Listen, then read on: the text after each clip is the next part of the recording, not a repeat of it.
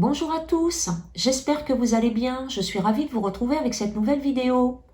Aujourd'hui, j'aimerais parler de nos enfants, de leurs épreuves et de la souffrance que nous ressentons quand nous voyons nos enfants dans la difficulté. Déjà, quand nous avons nos épreuves, ça fait mal. Mais quand il s'agit de nos enfants, ça peut faire encore plus mal parce que nos enfants, nous les aimons inconditionnellement. Nous n'aimons pas voir nos enfants dans la difficulté, mais il faut garder à l'esprit quand même que nos enfants ne sont pas vraiment nos enfants. Nos enfants ne nous appartiennent pas, ils appartiennent à la source, ils appartiennent à Dieu. Nous sommes tous des enfants de Dieu. Ils joueront le rôle de nos enfants dans cette incarnation.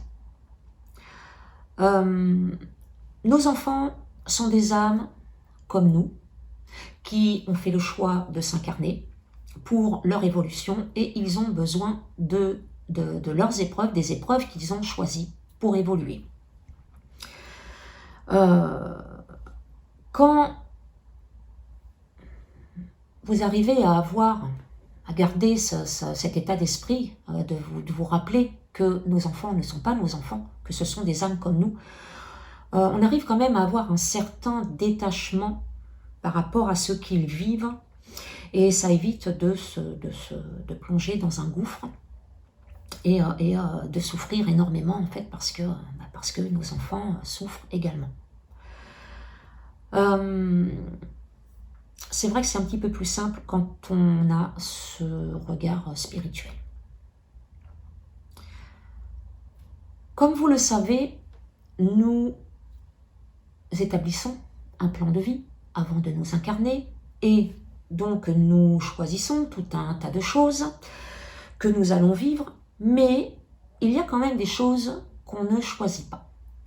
Et nos enfants sont parmi ces choses que nous ne choisissons pas. Nous ne choisissons pas nos enfants. Ce sont nos enfants qui nous choisissent. Il n'y a pas de contrat d'âme entre nos enfants et nous. Les parents qui ont des enfants autistes, qui ont des enfants avec le syndrome de Down ou n'importe quel autre syndrome, qui ont des enfants avec un handicap physique, on se dit quand même que c'est la fatalité, que l'univers nous colle des épreuves supplémentaires que nous n'avons pas demandées. Et donc, qu'on n'a pas le choix de traverser ces épreuves. Une fois que les enfants sont là, on ne va pas les rejeter. Nos enfants ont choisi leur handicap, ils ont choisi leurs difficultés. Donc, les épreuves de nos enfants deviennent nos épreuves. Les épreuves de nos enfants ne deviennent pas nos épreuves. Elles sont déjà nos épreuves. Nous avons choisi les épreuves de nos enfants. Elles font partie de notre plan de vie. Nous n'avons pas choisi nos enfants, nous avons choisi l'épreuve. C'est-à-dire qu'une fois que nous serons incarnés, nos guides vont trouver les enfants, c'est-à-dire l'âme qui aura fait le même choix que le nôtre. Si vous avez choisi d'élever un enfant autiste, par exemple, vos guides trouveront l'âme qui a également choisi de vivre l'autisme.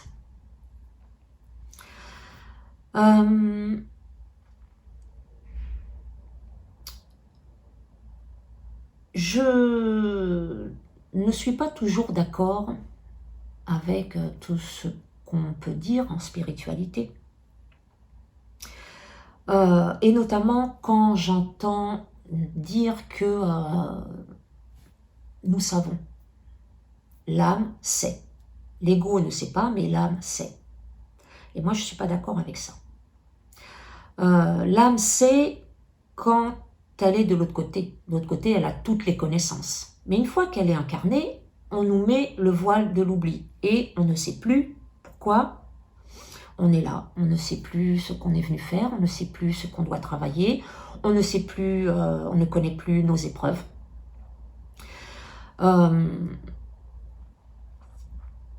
Si on savait, nous n'aurions pas besoin de nos guides pour nous guider. C'est logique. En même temps, si on savait, ça servirait à rien qu'on vienne s'incarner, puisque si on savait, ça serait comme si on passait un concours, un examen, et qu'on aurait déjà toutes les réponses. Donc, on ne pourrait pas évoluer si on savait tout. Il n'y aurait pas d'évolution, donc ce serait même pas la peine de venir ici, sur cette terre. Alors, le mental se pose plein de questions. Des questions sur nos épreuves, sur les épreuves de nos enfants, sur nos conditions de vie, et le mental ne trouve pas les réponses. L'âme, elle, peut ressentir certaines choses, elle peut avoir des intuitions et se douter de certaines choses, mais elle n'aura jamais de réponse claire, nette et précise. Il y a quelques années, j'ai lu un livre, c'était un témoignage, entre une médium donc, qui était connectée au monde subtil, et puis une maman. Donc elle apportait une réponse à une épreuve qu'elle traversait. Cette maman avait 2 enfants autistes, dont un, en plus, c'était 2 garçons, dont un des garçons avait était aveugle. Donc avait demandé cette épreuve. Donc c'était quand même lourd pour la maman. L'âme de cette maman avait demandé cette épreuve parce que dans des vies passées, cette âme ne se tournait pas vers les autres, n'apportait pas son aide, ne se consacrait pas aux autres. Elle ne vivait que pour elle. Donc dans cette incarnation, elle a décidé quand même d'avancer, d'évoluer, et donc elle a choisi d'avoir ses 2 enfants. Alors, attention, toutes les personnes qui ont des enfants avec un handicap, ça ne veut pas dire qu'ils ont été égoïstes dans des vies précédentes, ils n'ont pensé qu'à eux. Il y a sûrement d'autres raisons pour lesquelles ces personnes-là, ces parents, ont fait ces choix-là. Mais quand même, ça nous donne une idée des choix qu'une âme peut faire.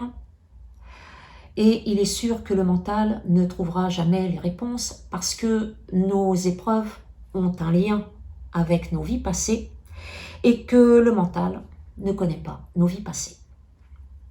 Donc,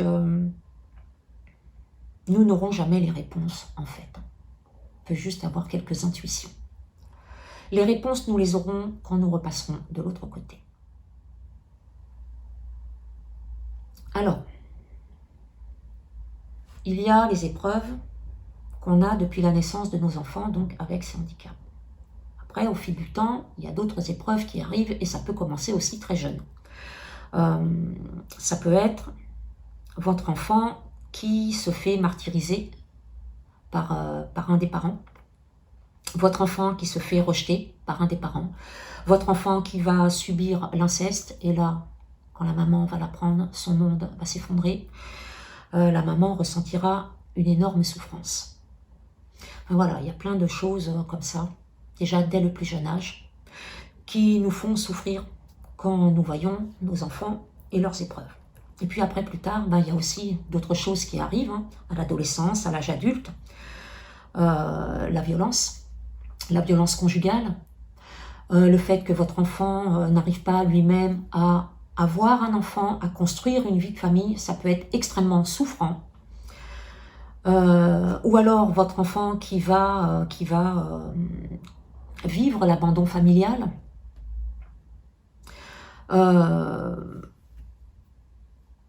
Votre enfant, si je sors du contexte familial, votre enfant qui va tout perdre parce qu'il va connaître de gros problèmes financiers, votre enfant qui va souffrir de la solitude parce qu'il n'arrive pas à trouver la bonne personne. Enfin voilà, il y a une liste interminable de passages souffrants, parce que nos épreuves sont des passages, de situations, de passages souffrants que nos enfants vont vivre. Alors dans certaines situations, nous pourrons leur apporter une aide, même les sortir de leurs problèmes, mais dans d'autres situations, nous ne pourrons rien faire. Nous pourrons simplement leur apporter une aide morale, les soutenir moralement. Nous serons impuissants, tout autant que nos enfants. Si je reprends l'exemple de votre enfant qui n'arrive pas à fonder une famille, si c'est une fille, votre fille n'arrive pas à tomber enceinte, elle n'aura peut-être pas d'enfant, nous ne pouvons rien faire. Voilà. Et là, nous subissons aussi bien nos enfants que nous-mêmes. Il y a une épreuve qui, de mon point de vue, est la plus difficile, la plus souffrante. C'est de voir partir nos enfants avant nous.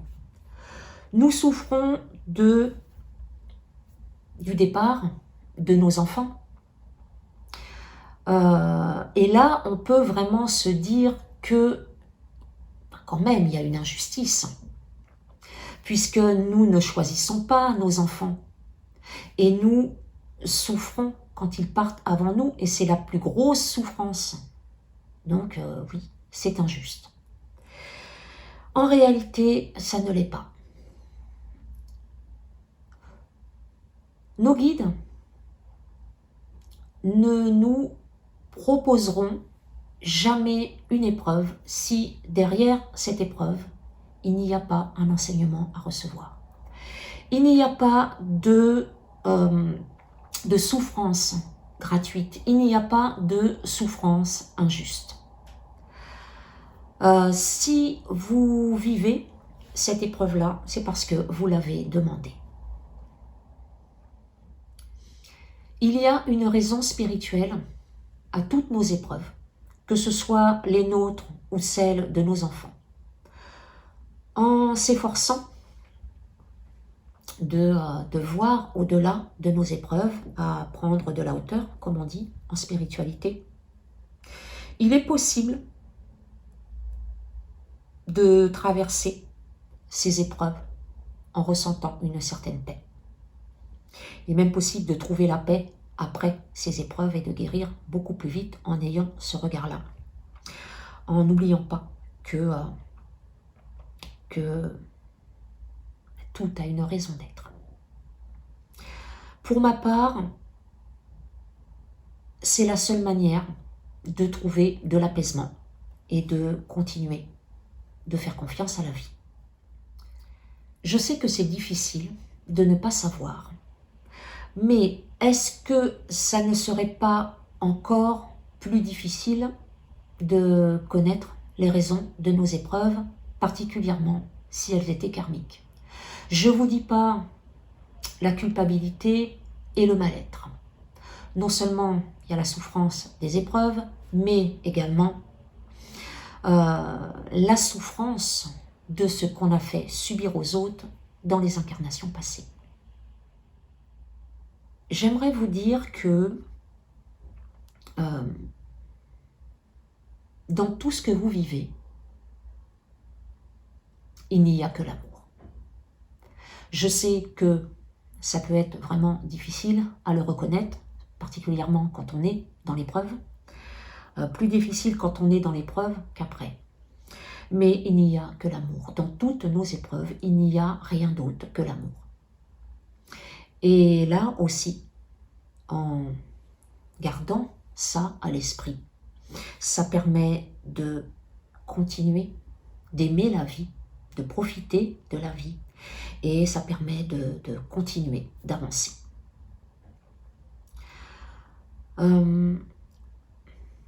Toujours garder à l'esprit qu'il y a une raison spirituelle et que nos enfants ne sont pas nos enfants. Que ici tout le monde joue un rôle et puis que notre vie également est éphémère. Rien n'est, je dirais, vraiment vrai, entre guillemets. Bien sûr que nous la ressentons, cette souffrance, bien sûr que tout ce que nous vivons est vrai, mais quelque part, c'est, vous le savez, comme une grande pièce de théâtre. Il faut s'efforcer de trouver la paix en gardant à l'esprit cette spiritualité. Voilà ce que je voulais dire aujourd'hui à propos de nos enfants et de leurs épreuves. Il n'y a pas de hasard, il n'y a pas d'injustice, vous avez choisi. Alors, il n'y a pas de hasard, il n'y a pas d'injustice, je vais le mettre dans des petites parenthèses, parce que quand même, il y a cette histoire de karma qui est bien réelle. Et le karma, c'est quoi? Le karma, c'est quand nous vivons des choses souffrantes que nous n'avons pas demandées. La personne qui nous a blessés ou qui nous a mis dans des difficultés a créé du karma qu'elle devra rééquilibrer dans ses prochaines incarnations. Il y en a qui vivront 100% de leurs épreuves. Tout a été choisi. Et puis, il y en a qui vivront un petit bout en plus. Mais la plupart du temps, nous les avons demandés. Voilà ce que je voulais vous dire.